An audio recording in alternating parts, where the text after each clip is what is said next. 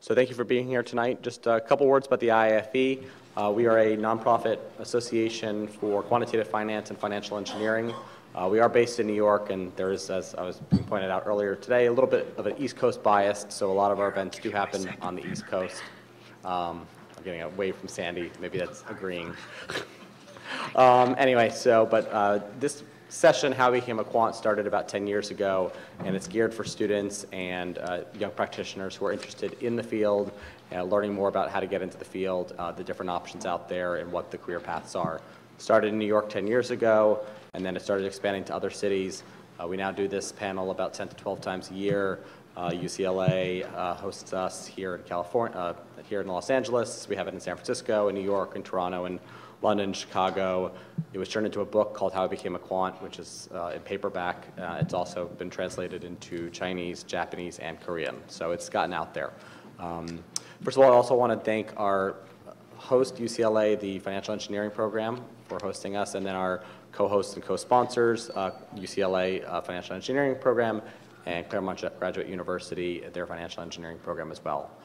With that, I'm going to hand it over to our moderator. All the panelists are going to introduce themselves, tell a little bit about their stories, and then at that point, Alex, our moderator, will lead us through some questions, and then there'll be plenty of time for you all to ask questions as well.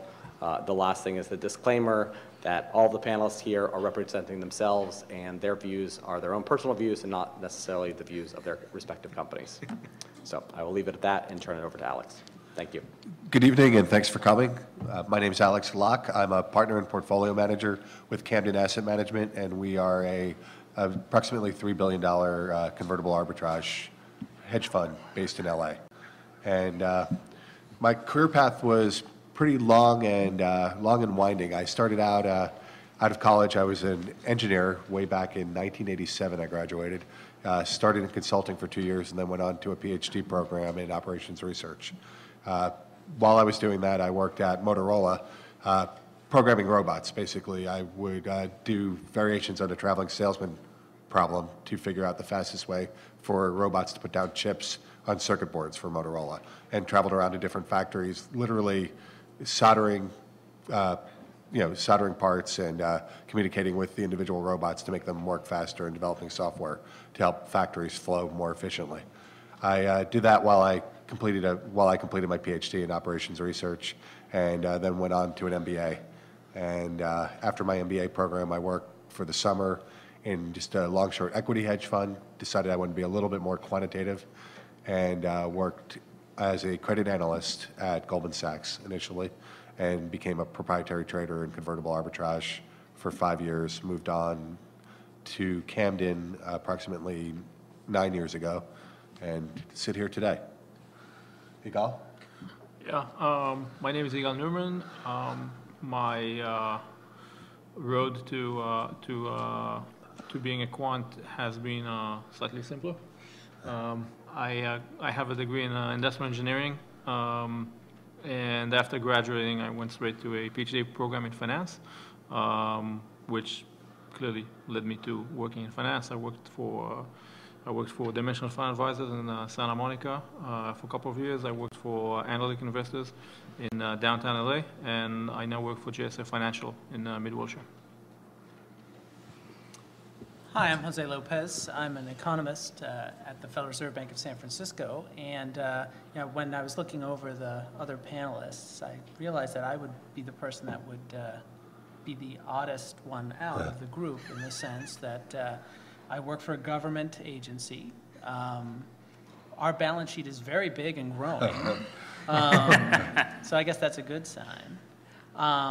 My road to being a quant, I was talking to some of my colleagues about what I was going to do down here, and they said, "Really, you're going to call yourself a quant? Is that fair to the quants?" I mean, because in the sense, I don't kind of do some of the type of work that other members of the panel do in the private sector. I'm kind of doing research and model validation of banks. So how did I get to the point where I could start to consider myself, or that others might consider me a quant? Well, I have a PhD in economics, particularly in financial econometrics. My dissertation was on modeling conditional volatility, And that led me into value at risk research when I joined the Federal Reserve Bank of New York in '95. And that then led me to credit risk modeling and now yield curve modeling. So I've kind of been across the board of the topics. But again, as I said, not in the sense of working in particular industry. It's more background research and then policy-oriented work recently here at the San Francisco Fed. Thanks. I'm Sam Foster. I grew up here in LA and I went to Caltech for my undergrad. I was a mechanical engineer. Go Beavers.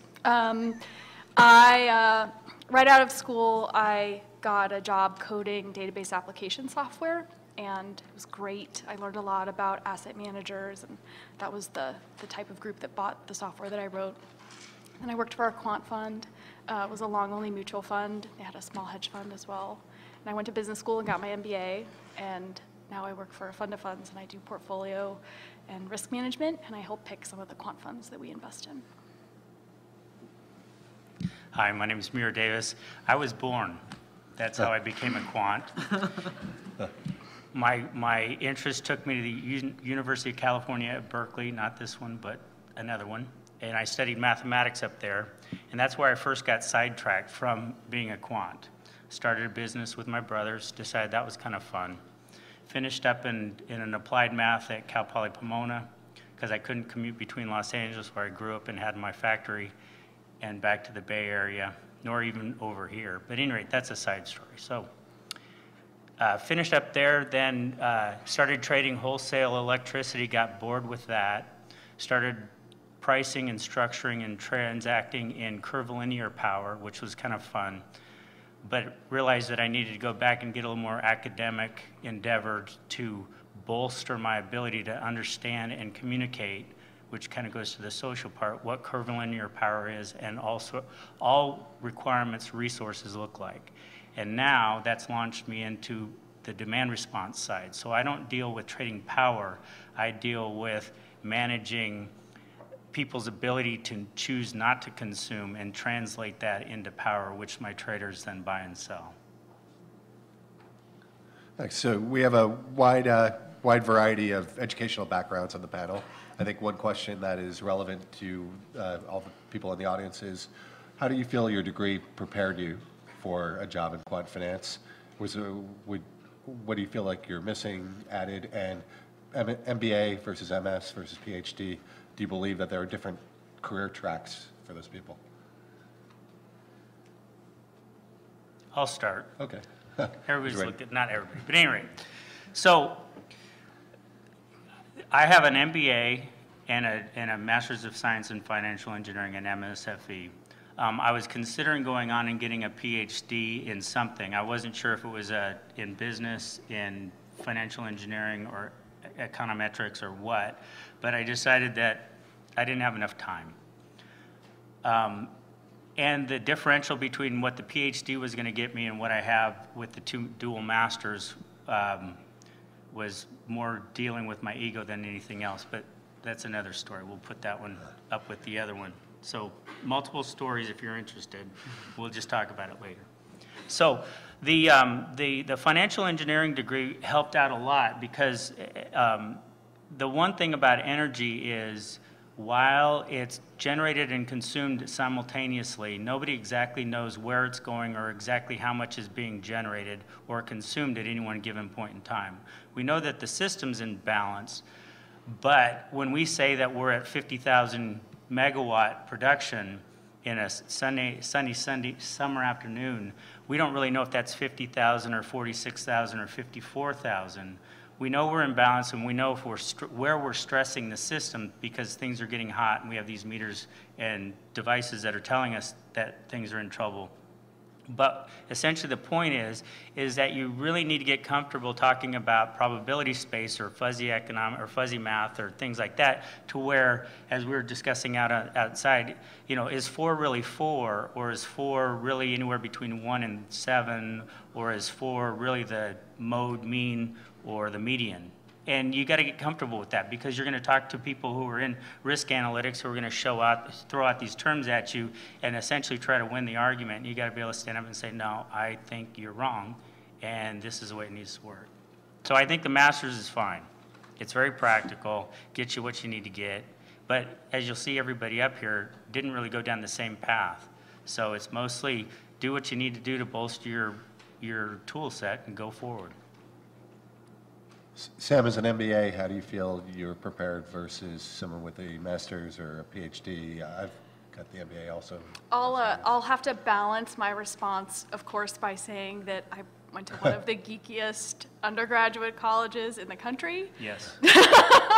I mean, Caltech is very small. There's anywhere from 800 to 900 undergrads in the undergraduate population, so that's like 2 to 250 for each class. They only offer math, engineering, and science degrees for undergrad. I mean, my degree is in mechanical engineering and applied science.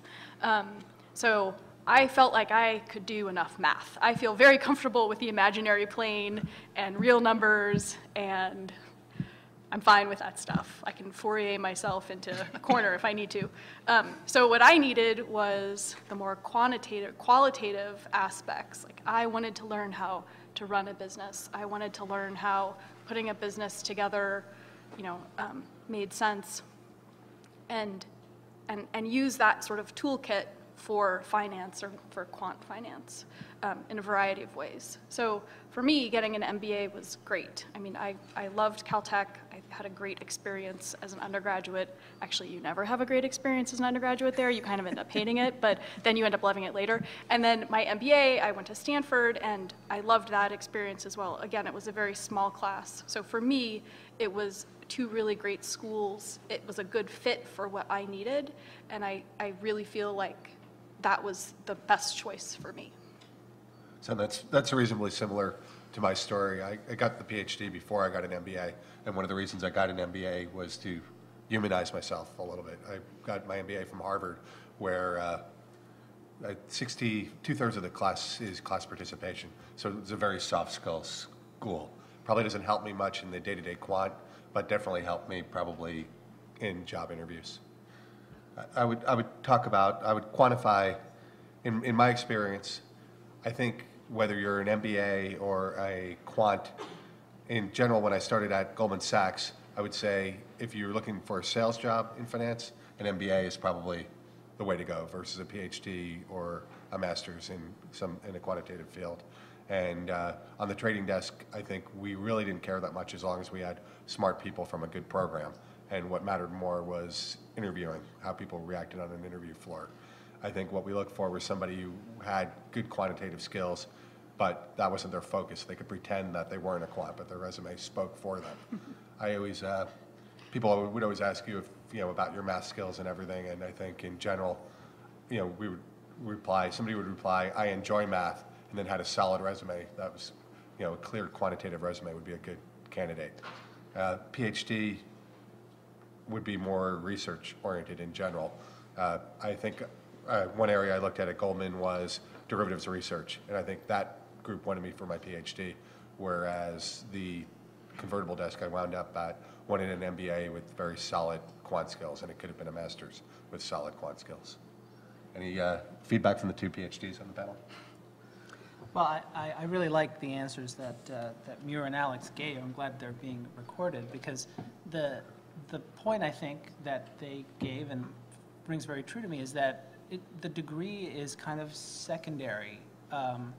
You need to kind of stretch yourself as far as you want to be stretched in your quantitative skills. And different programs and different degrees will stretch you in different ways. But the end result is that as long as you are stressing yourself and to learn as much as possible, both on the pure quantitative side, but also like on the business, the soft skills side, as long as you're kind of pushing yourself to learn in all those directions, you will find a wonderful career.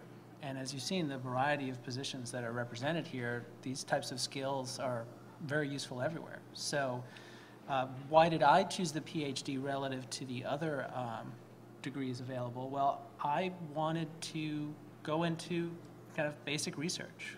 That's really what I wanted to do, and I'm still able to keep a foot in that world with my current position.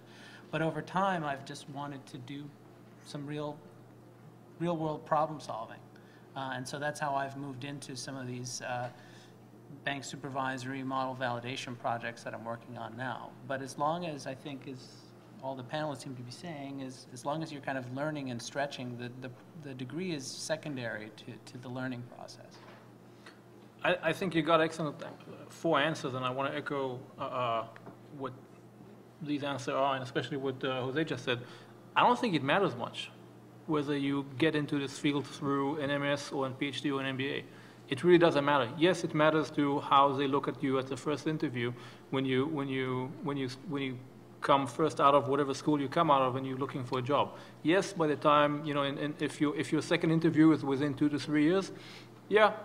And yes, down the road, maybe having a PhD or a degree from a really good school will open more doors for you. But in 3-4 years, you're not going to be interviewing on your education. You're going to be interviewing in what you did in your career so far.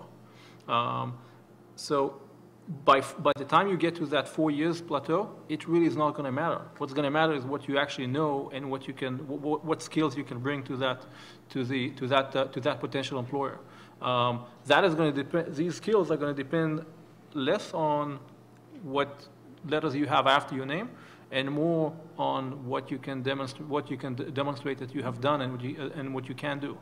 And yes, so part of it will be how you interview, and part of it will be all sorts of other things. And if you have a publication to your name, that's also great. And these things come. Some of these things come with MBA. Some of them come with a PhD. Some of them come with a master's. But that's really not what matters. What I can tell you unequivocally is that PhDs are going to make your parents proud, especially your moms, and your kids actually also are going to be proud of you. Although some of them will ask if you have you'll tell them that you are a doctor, and they'll ask you if you have a nurse too, because to a 4 years old, that's what doctors are. But it really doesn't matter. Having talked about the degrees and whether they matter or not, and seeming to come to a group conclusion that there are other things that matter more when you have an applicant looking for you first via resume and then second via interview. What are maybe 3 top characteristics that you look for? Maybe you can talk about the types of quant jobs that you hire for in your specific companies and what you look for in a candidate. That's a good question. I think mostly what I'll look for on a resume is trying to get a sense of what the applicant's purpose or what they're trying to do with either themselves or what they want to do for me. Primarily, I want to see if they have done graduate work in education, why they did that. I don't want them just to sit back and say, I got my MBA. Okay, why did you get your MBA? Did you feel it was important?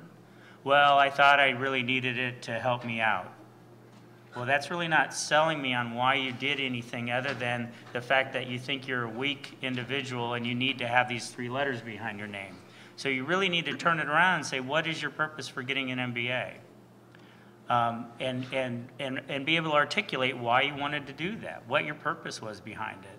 I mean, as I said, when I went back to get my 2 master's degrees, it was to apply an academic environment to this space of demand response, which mostly had been relegated to a regulatory thought process and didn't have any numerical or quantitative fundamentals driving it. We do it because it seems to make sense. Well, I said there's got to be more to it than that if it's going to have any kind of life. So understand why you're going about your life. So if you've gone to get a graduate education, if it's a PhD, understand what was driving you to that. Even if you bail out like I did after years of graduate school, or as I like to say, or my kids say, gradual school.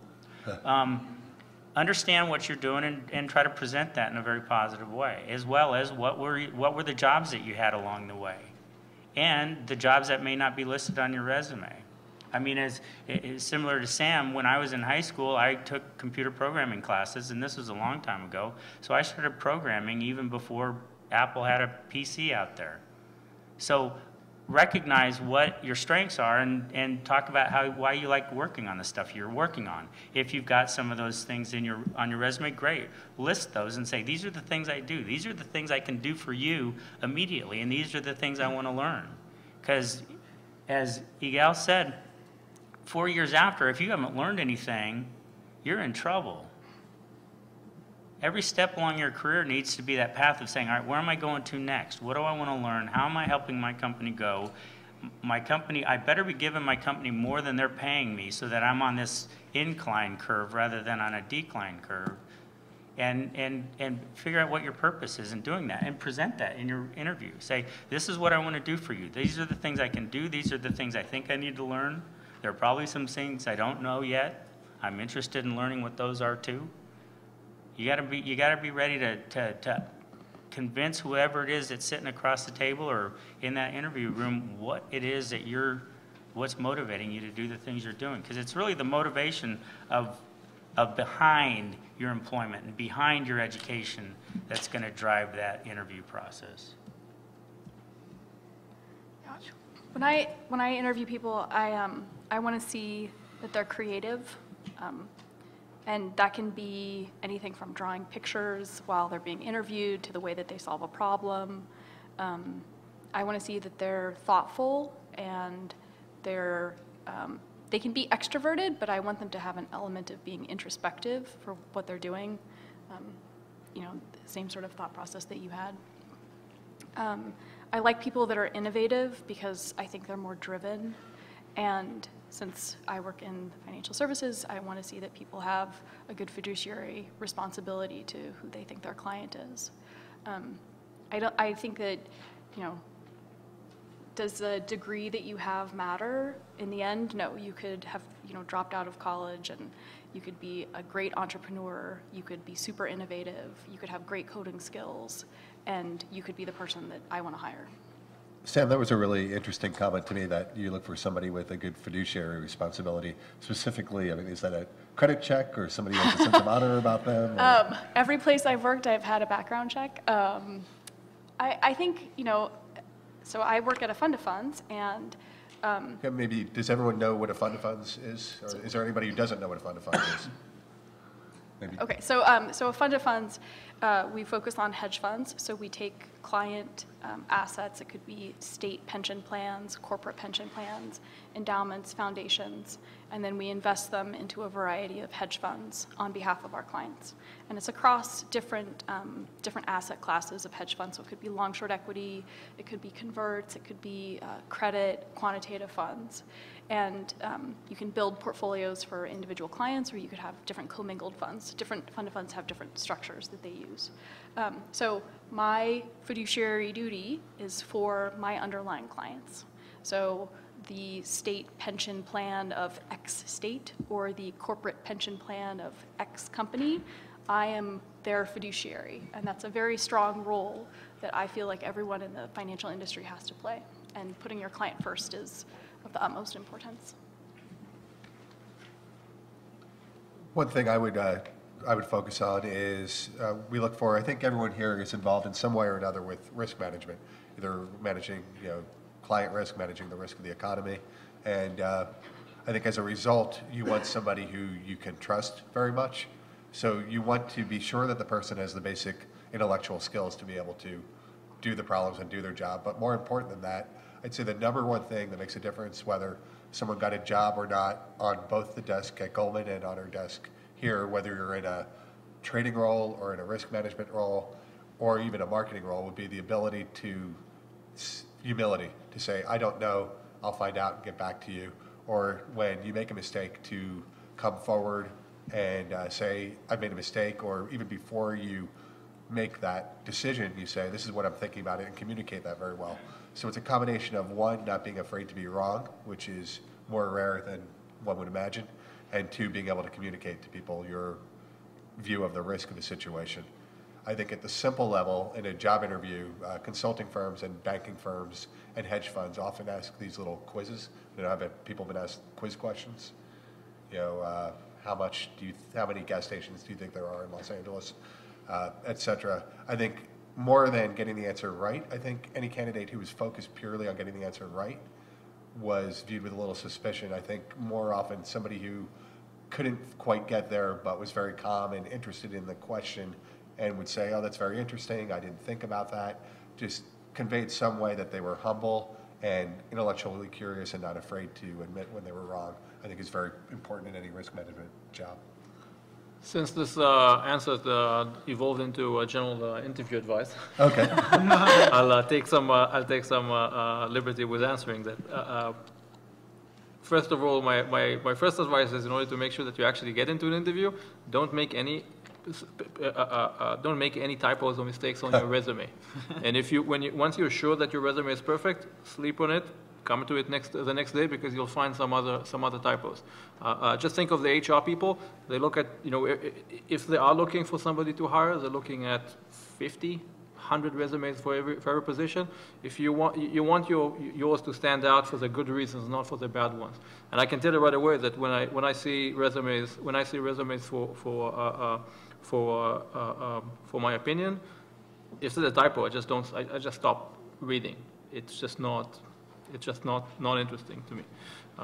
You've had all the time in the world to make it perfect, and you didn't. So it's not a good sign. After you get there in the interview process, the thing that I usually do, it's always a collaborative process. It's very rare that you have a place where you'll have the interview we want people with the decision rights on a hiring. There's almost always going to be different a group of people, and everybody will bring his or her own perspective to that process. And maybe one person is more senior than the others, but other people will be heard. I'm always the guy who at a later stage spend an hour with a candidate going over a problem that's representative of what the candidate is going to do in his career. So sometimes what it means is that there'll be a first round of interview, and after the one that we like, we'll bring him in. We'll give him a one-page project. He'll come in. He or she will come in. They'll spend an hour working on it, and then I'll come in and I'll speak to them about what they've done. And that speaks to this creativity and innovation. And I think these are as the economy picks up and people start hiring more, people are going to do more of that, because they're going to be much more careful about hiring than they were before. Simply because, if pickings were slim in 07 and early 08, there's lots to pick from right now. So you can be much more selective.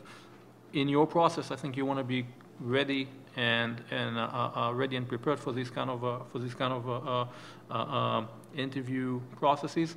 And as Alex said, the more humble and relaxed and willing to say, I don't know, I just don't know the answer, or I have no idea how to address that. That's not a bad thing to say. Never guess when you don't know. Just say that you don't know. Since Igal mentioned his pet peeve of typos, I think mine would be a cover letter that shows that you haven't done any research into the firm that you're applying.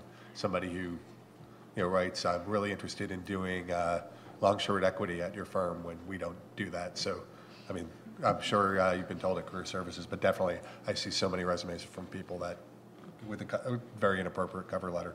Any advice on the public sector?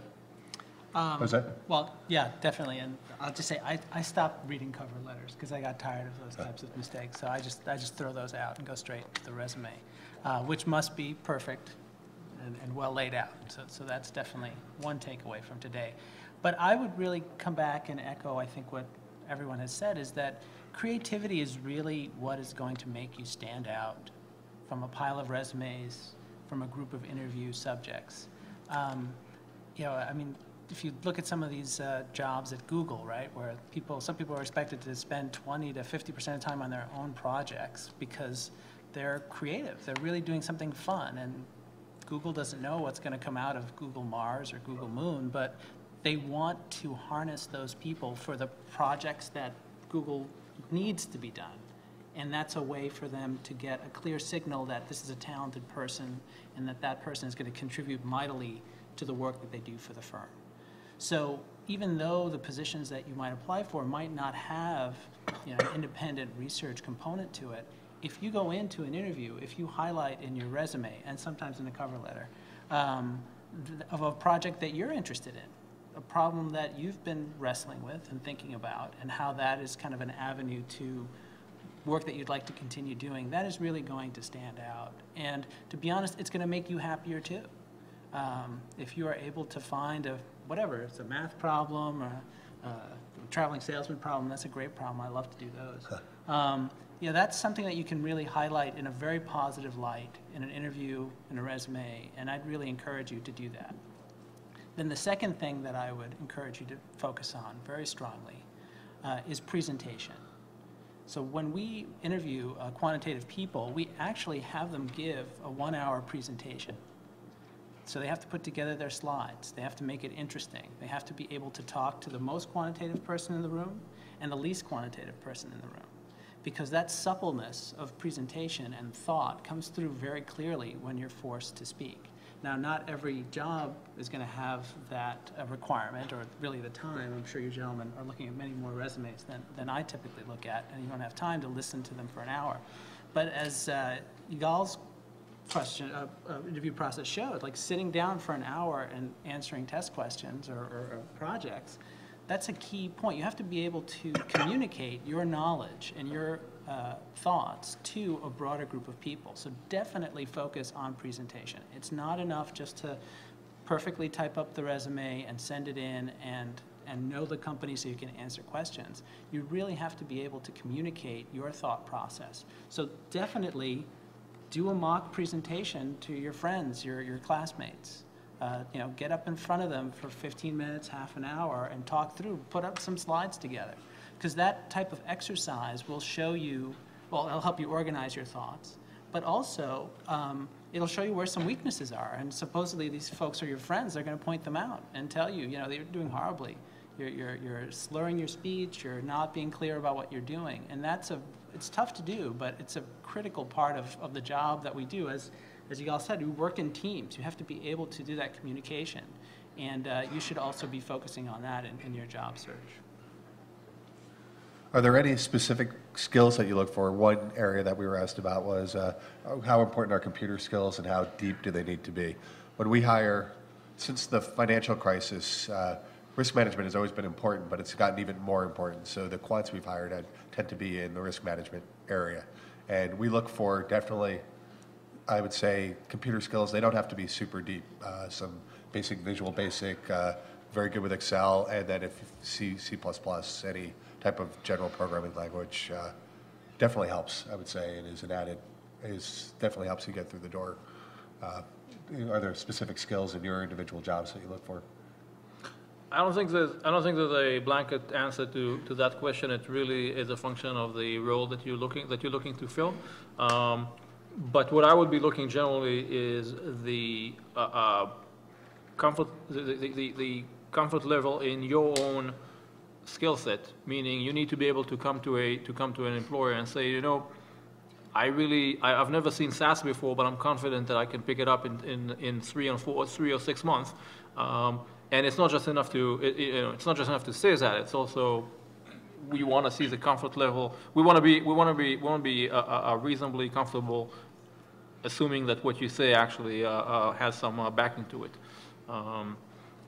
With the way, if back in the day of the Commodore 64 or things like that, there weren't very many computer languages. So a generation and a half before here, somebody could sit here and say, all you need to do is really know BASIC very well. And maybe 15 years ago they could say, you should really know C and C++ and you'll be fine. Now the technology is so diverse. Yes, lots of people do C, and lots of people do work in Excel, but any job, any position will be different. So as long as you're comfortable in your ability, then you can demonstrate that, you'll be fine. Nobody's looking for you to nobody is looking in most jobs. I would say nobody is expecting you to contribute right from the first day. Right? There is a learning curve that's expected, and maybe the first few months of that learning curve is you picking up the manual and learning whatever obscure language you need to do that. It's an excellent answer. I'll take back my response and substitute Yigal's. Well, and I think to build on what Yigal's saying, I think it's, like Yigal said, you don't need to necessarily know SAS, But if you can show that you've learned languages, I mean, as I tell most of my people I know and friends and stuff, I said, you better know at least 4 or 5 languages. I mean, they don't all have to be spoken languages. It can be BASIC, it can be Pascal, it can be C++, it can be, you know, any computer language is a good language to know too. So in a sense, if you can come in and they say, you know, we do everything on SAS, and you can say, well, I don't know SAS, but I know R project, or I know MATLAB, or I know how to code Excel, so I'm interested in learning SAS, and I can use these other programs to make sure I'm doing it right. You know, if you can show the kind of initiative to say, you know, I can code in what I know and use that code to understand and learn what you want me to learn, that's going to be looking very good. Because essentially it shows several things. It shows the creativity and the imagination to be able to sit there and say, I know how to triangulate this problem or cut this problem up so that I can both stick with what I know and help that, as well as learn what you want me to learn. Because, I mean, it's true. A lot of people aren't going to say, here, come in, I need you to write 500 lines of code for this risk analytics tool that we're building right now. But at the same point in time, they're going to say, here's a spreadsheet. I need you to validate it, or I need you to give me a sense of what's going on.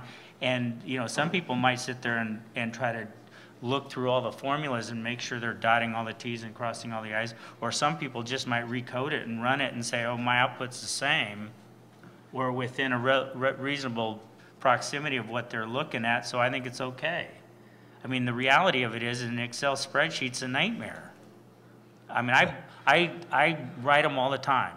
I've got code, actual code, that Southern California Edison still uses on their trading floor that I wrote 7 years ago for a 6-month bridge. It was supposed to be until we finally installed this good stuff, and it's still thriving. And they told me this last time when we went into this market research design and technology upgrade with the California Independent System Operator, all right, your code's going to be done. Well, we're nearly 2 years into that. My code's thriving.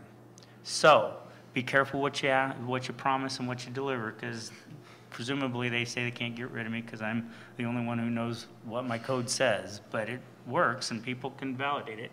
All I'm saying is, rely on your strengths and look at those and just recognize that you're going to be still learning a whole lot, because you're going to need to know how to do SAS. You're going to need to be able to transfer your ability to speak one language to speak another.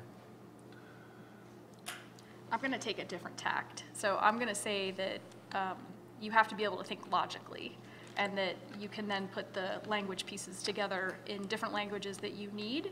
And also my different tact is going to be that knowing what appropriate output is incredibly important. So it's great that you can code if statements and whiles and loops and you know what arrays are, but if the answer that you get is like off by orders of magnitude, that might not be a great thing. So using your brain and being able to put pieces together to know what you should be getting and what's appropriate is a skill that's learned over time and is very industry and research focused. But being able to put all of that together is just incredibly important. And it doesn't matter if you're coding in VB or if you're coding in C or what you're doing. Yeah, let me just echo Sam's point on that, I don't care how you get to the answer, as long as when you hand me an answer, it makes some sense, and then we can talk through it. So never rush to deliver a product to your manager or to your team. It's not worth it, because if you're rushing, you're going to come up with something that's ridiculous. Always hold back and think about is that a reasonable answer? How does that, do I have the decimal point in the right place? Things like that. And regardless of what inputs you use to generate that output, it's much more important to have a good output in the end. You can learn a lot of different ways to do it, but focus on getting the big picture right. One concern I personally had through my early career, and especially while I was in school, was that I would be pigeonholed as a quant, and there'd be a more narrow career track potentially for me. I personally, I'll start with my summary, is that once you're doing your job and you're in it for 5 years, it's going to be what your skills are, how much people can trust you, and what you've been able to show to people your work ethic is. And there is not that pigeonholing if you have that skill. And But in general, how do quants fit into your organization, with general management? How does it, what's the role a quant plays in your organization versus somebody who might not be as quantitative? And do you feel that there's a different career track necessarily? For the regulated utility that I work for, the non-quants, there are probably two specific paths. One is you better be either good at speaking in front of people and convincing people through a regulatory process that you can create a clear and concise image that everybody wants to adopt. And so in that sense, you're in the regulatory and local government activities, and that's one way to get to the top. And the other way is to be a quant. I mean, everything else about energy is all about the quantitative and risk assessment. I sat through a 2-hour presentation today where we're looking at the next 10 years worth of our long-term procurement. And anywhere after the next year is pretty fuzzy, but, it's shown in this nice deterministic fashion. However, everybody realizes that there are these curves around it, but you've got to be comfortable with quant. Otherwise, you're not going to go anywhere in my company. So it's not pigeonholing at all. It's actually the only way that you're going to be freed up to move forward.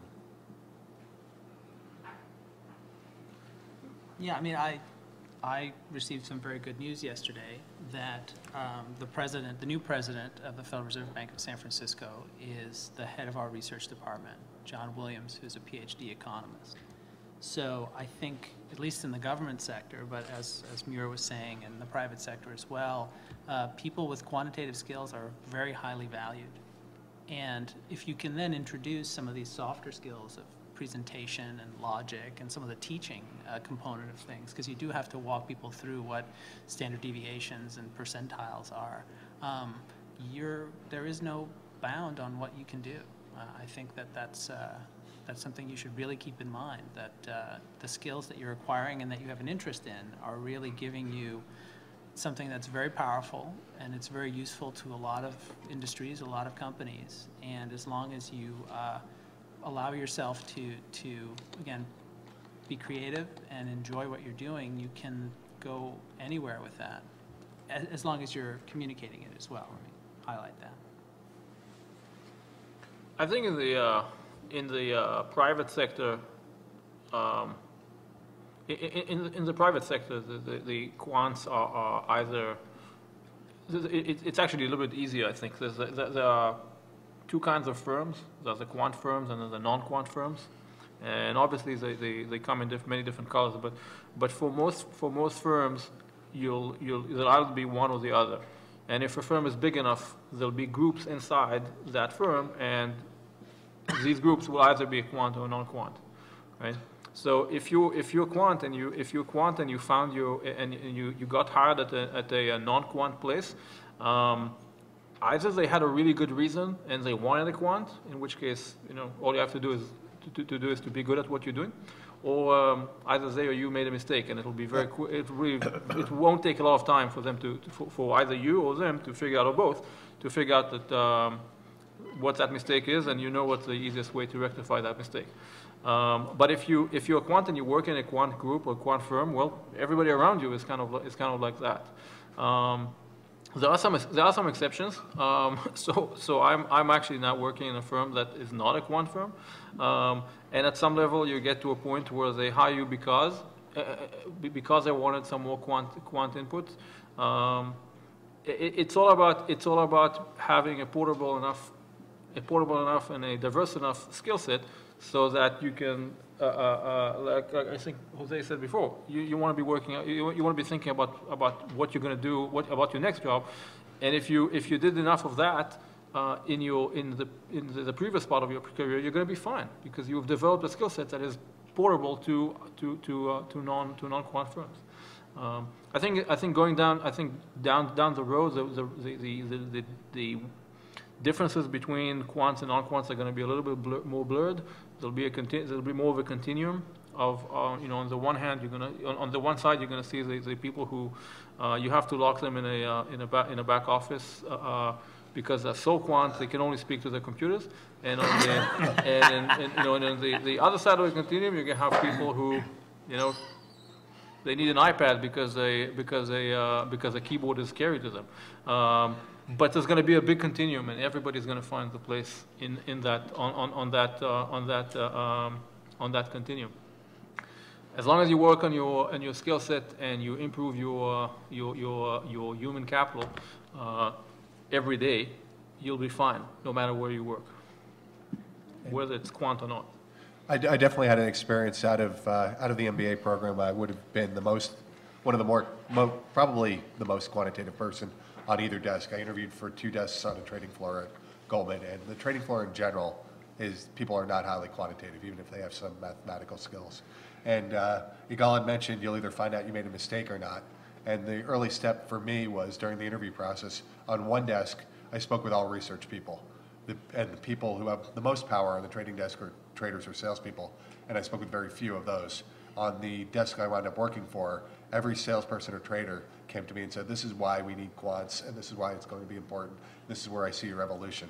So you can definitely get a sense in the interview process if if a group that's traditionally non-quant is hiring a quant, you definitely want to know what their vision is for that quant person, rather than we think we need a quant because one of our customers told us we're weak there. I would say in general, adding on to Jose's point, any quant who has good communication skills is going to have a good career. I think Sam she'll either refute me or agree. Part of Sam's job would be to look at funds like mine and analyze them. I would say since the financial crisis, our perception is clients have been much more concerned about your risk, and they not only want to hear it from the traders, they want to hear it from back office risk people. Now, back office might sound subordinated, but if you can get a risk manager who's a real manager and understands risk rather than is just coding or looking at reports that were pre-produced, it's a very rare skill to have somebody who really understands risk and can risk manage. And I think that career is really, was important in the past, is going to be more important in the future. Yeah, that's me. So I'm the chair of our risk management committee. And my skill set is definitely such that I can understand what gets aggregated from all of our underlying hedge funds. So exposures, 50 to 70 different hedge funds across different asset classes, equities, fixed income, credit, commodities, liquid instruments, illiquid instruments, aggregating all of that up on an exposure basis, and then using software tools that other people code, I don't do that, to see what comes out and to make sure that it makes sense. And I do this for different sectors, so I do this for distressed debt and converts and long-short equity and the quant space, the EMN space. I do it at the whole book level. I like to say I have a stick in one hand and a carrot in the other to try to maneuver people within risk management and the rest of the way that the portfolios get put together. I talk to clients about the individual risks that are in their book because it's very specific to the funds that they have. And so, and sometimes that's when they come to the office and sometimes that's on phone calls. So I definitely talk geek and I definitely talk client as well. For the panel in general, do you think there's a difference in lifestyle, hours, stress level, advancement, achievement, quant versus non-quant? Okay, I have started getting some white hairs. I don't know if that's because I'm just getting old or if it's my job. I don't know. I think, I don't know. I mean, I generally work like whatever is needed, basically. So there's, PAMCO has 3 offices. There's one in Singapore, one in London. So I can typically be on the phone or in the office at 6:30 in the morning, and I'm staying until, like 7:30 at night. So that's a rough day for me, but it does happen. But that's also balanced by having a more flexible schedule. Like I left a little early today to drive up here from Orange County. I think my stress level is a lot driven by me. Like I'm super driven. I might look all calm, but I'm super driven and crazy. And I think like your lifestyle is kind of what you make it, right? I mean, part of why I enjoy the types of functions that I have is because it fits my personality and I get really motivated about stuff like that. And does that maybe like add to a few more white hairs that I have? It probably does, you know, but I feel like my life is pretty balanced. And I think that's very company specific as well. I personally had a short career as a non-quant, and the main difference I would see it was right now, again, it might just be more of a matter of career advancement rather than quant versus non-quant, but I definitely feel like everything I do is value added now. I think a lot of people at our firm have said that too. One thing they enjoy about it is you can have long hours, but it's because you have something important to do and hopefully something that is very interesting and motivating to you. Versus I know on the, for example, the investment banking side or the consulting side, there's often a lot of times where you're there because your boss is there. And I think quant-related jobs seem to be, on the whole, a little bit more value-added the time. So you can have long days, but you're really working on something that interests you. I don't think it's very much quant versus non-quant. It's more a question of the culture of the firm that you're working in, and that's going to go to the hours and the dress code and what they do on Fridays, and do people show up to work on Sundays, and all sorts of other things. It's really a question. It's not a quant versus non-quant. It's a question of the company. I think quants tend to come more from a senior quants tend to come more from an academic background, and because of that they're a little bit more relaxed. But that's a gross generalization, and you'll see quant shops that actually people show up with a like that. And this is a rare, you'll never see me looking like that. Maybe 5 days a year. If Sam came to visit, I'd do this, but I probably wouldn't have the tie on either. So, for Sam, I'd put on the tie. What is going to make a difference is where you are in the hierarchy, and as a junior person, you will and you should be expecting to show up and work harder. And I think that's something that you should work on, because when you in your first year, you're going to be learning so much more than you actually will be giving to the organization. So if you stretch that learning over 12 hours or over 14 hours, probably means that you're learning more. And as you get more senior, well, you might still be doing the same 12 hours, but you'll have the leeway to to do 8 of them in the office and 3 of them at home when the kids are asleep. It's going to be your prerogative, and you're gonna like that. And maybe you're gonna spend 16 hours at the office just because that's your way to motivate the people who report to you. My point is, it's very, very individual, and there are no cut and dry answers here. But the only deterministic thing I want to tell you is, especially when you start working, the more you work, the more you learn, and that's the only one you're helping is you. Yeah, I guess the number of hours is really directly correlated to how much effort you want to put in and how much effort and how much learning you're taking, actually. I mean, I went from school to having my own business, so I was working 6.5 days a week, 16 hours a day, all right, maybe 14 hours a day, to where I was working 10 hours a day, and then I went to half days, which was 6 to 6, and that was a lot of fun. And now I actually have more balance, but I'm trying to decide, well, do I jump back in and start working on an upward trajectory again? I mean, I'm fairly senior, but there's always more hills to climb. One of the reasons I wanted to get the MBA was so that the acrylic ceiling of an officer position at the company wouldn't hit me in the head like it did last time around. And so this time they're trying to gear up and say, all right, we're going to go after a VP spot. So, it's going to mean 60 hours, 80 hours a week again. But, it has to do with whether you're finding passion in what you're doing and whether you're really learning while you're doing it. Otherwise, there are some really hard slogging days in there. Man, there are days that you've been running a project or something for months, and then it comes to a critical point and somebody somewhere says, whoops, I either think you did something wrong over here, which is really critical to what you've been building the rest of your project on, or else they just say they don't like it. And so then you got to figure out, all right, how do I backtrack and work around this obstacle? Because here's a rock and here's a hard place, and I'm smashed right in between them. So, and that'll get you up for 18 hours in a row. If it doesn't, then you should find a different career. What do you think have been the most exciting or rewarding aspects of being a quant? Creating something out of nothing. It's that value add, right? It's actually looking at something and saying, here's some piece of value and nobody else has figured it out. And so part of you is sitting there thinking, really, me? I'm the one figuring this out? There's got to be somebody else. And you look around and everybody else doesn't see it. And so for a little while they think you're crazy.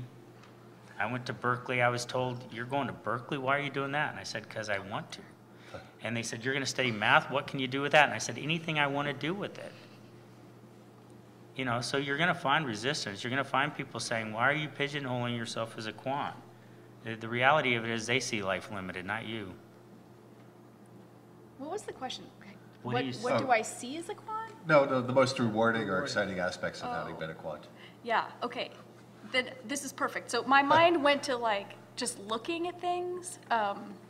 So just follow me on this random path. So I mean, when I just look at the world, I just see math and engineering, and I don't know, that's just the way that I look at the world. And I looked at the world that way for almost ever. I looked at the world that way until I went to business school. And then I had this second framework that I feel incredibly lucky to be able to use. And it's really great because I just remember driving from Palo Alto up to San Francisco one day, and I was on the freeway, and the freeway just stopped, and I was like, oh, I can't believe the freeway just like, I'm in the fast lane, like, I'm not gonna get there on time. Should have taken the 280. I know, I should have taken the 101. So I'm on the freeway, I'm stopped, and like, all I could think of was like fluid flow in a pipe, right?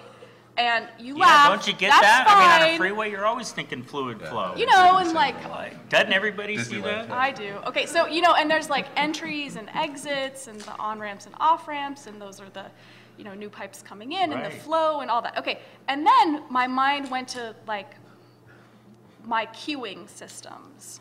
And I was like, oh my gosh, I can't believe that I have these great ways of looking at the world now. And so I feel really lucky, and so I don't think you're pigeonholed, and I think like I think it gives me a framework for looking at the world and for understanding and for appreciating it, and I'm really happy that I have my second way of doing it too, that I haven't done for quite as long a time, and I think my personal, you know, my Sam way of looking at the world is probably more dorky than more MBA, but It's quant. yeah, it's quant. My baseline is quant. My baseline is geek. I would say one of the very early experiences I had was going down into a factory in Seguin, Texas, which has a Motorola factory and a prison. That's about it. And if anybody's from Seguin, I'm not. They're both beautiful facilities. And Is that from personal experience? from personal From experience. both of them? Oh, no, I haven't seen the prison. I've driven by it. Externally, it's beautiful. And going down and in basically a 1 week period, being able to have the front line of the factory produce 20% more circuit boards, because you have every worker on that factory knew they were going to get a higher bonus for higher productivity, and they didn't really have to do that much to get that. And their input was very useful in designing the systems that were then going to control the robots. But altogether, it was just a massive increase in productivity, and people could stand there with a stopwatch, and everybody knew in general, like, their life was going to get better from a week of work. And of course, before that week, there was a lot of research put into it. And the same thing when I or the senior partner at my firm talk about what makes us happiest, and it's truly the fact that we know most of our clients are pension funds, and we know that people are going to be able to retire earlier or with a little bit more money because we put in the work and had the good fortune to be able to make their accounts grow over time. And it's really super rewarding that you have the skills to be able to do that for people. I want to echo something that Alex said. To me, though, there are two aspects to that reward that I get for my job. The first aspect is a kind of the day-to-day. It doesn't happen every day, but potentially can, and that's on the days that actually work well. That I feel that I've done something, I've succeeded in doing something that I tried to do. So I'm trying to model maybe I'm trying to model behavior or something, and it takes this approach and that approach and that approach, and at some point, and once again, it doesn't happen every day, but at some point I feel that I've cracked a nut, and that's incredibly rewarding. It doesn't happen every day, but when it does, that's great. The second aspect of the reward that I think and this is not so much quant. I think it's true for everybody in this industry, is when somebody else puts a mirror in front of us and tell us this is what your professional contribution looks like. Because unlike and the nice thing especially about active money management is that you get that somebody places that mirror in front of you every single day. Because if we invest in the market, it doesn't really matter if you invest in fund of hedge funds or on electricity or in buying lots of treasuries for whatever prices. And mortgage back. I thought you stopped with that. We did. Please come back. We need some more. But my point is, look, the market is putting a mirror in front of your faces in front of our faces, and soon enough in front of your faces every day. And when you build a model that says, go, invest in this, long this and short that, every day you're going to get some feedback. Now, maybe not every day is going to matter because maybe your model was built for a year's worth, for a horizon of 1 year. So one day doesn't really matter. But soon enough, it's going to accumulate, and there's going to be some reasonable feedback coming into you back from the market. So if you manage a hedge fund, if you're a portfolio manager in a hedge fund, and I did that for some time, you get returns, and when these returns have a positive sign in front of them, that's great, and that's really rewarding. And when they don't, you know what happens then. And by extension, at the end, not on a day-to-day basis, at the end of the year, you will get that feedback from your colleagues, right? There'll be a review process, and they'll tell you what they think, and at some point they'll put their money where their mouths are, or maybe won't, and they'll give you something that comes out of their pocket or out of their shareholders' pocket, and this is how they value your contribution. Now, I hope this comes across well, because it's very easy to not make this point properly. The bottom line that you're going to get over a year or over whatever is rewarding. It's not just rewarding because you take it and you buy, consumable A or consumable B or consumable C, because at some level you're gonna have enough of that. You're not going to need all that you're being paid. At some point, what you're being paid is just manifestation for how much they value your work, and that is rewarding. Not the ability to go and buy a BMW or whatever. That's not it. It's that they value your work enough to give you that much. Face it, we're not doctors. We don't. I mean, maybe we are doctors, but we don't heal people. We don't. Nobody. In all likelihood, nobody in this room is gonna cure cancer, but they still value our work. Our work is still being valued, and and as much as money is kind of not such a great, way to measure your contribution, it is part of it. Yeah, I'll just throw in my 2 cents here. I mean, I echo what panelists have been saying here about adding value to a process, and again, being in the public sector, that's kind of public service, adding value to society, and that certainly is very important to me, and something that I value, and my quant skills have helped me to get into that position. I will be honest, though, I became a quant, I think, because I have a deep-seated personality flaw, which is that I always want to be right. And so as a kid, that meant, I memorized the encyclopedia to be good at trivia games and all that. And then after that was conquered, it became issues about forecasting. What's going to happen in the future? And quantitative skills are really the way that I went about that. And so for me, the most rewarding thing is feeding this deep-seated need to be correct. I forecast, and even when I'm wrong, I have an explanation for it because there's standard error bounds around it. So it's a twofer. I was gonna say it.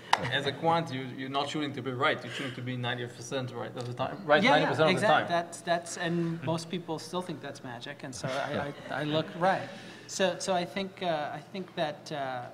all the people in this room obviously have this love of math and thinking about everything in mathematical terms. And the point, I think, is that if that's truly your love and that's truly what you want to do, then you will have a rewarding career by pursuing that wholeheartedly.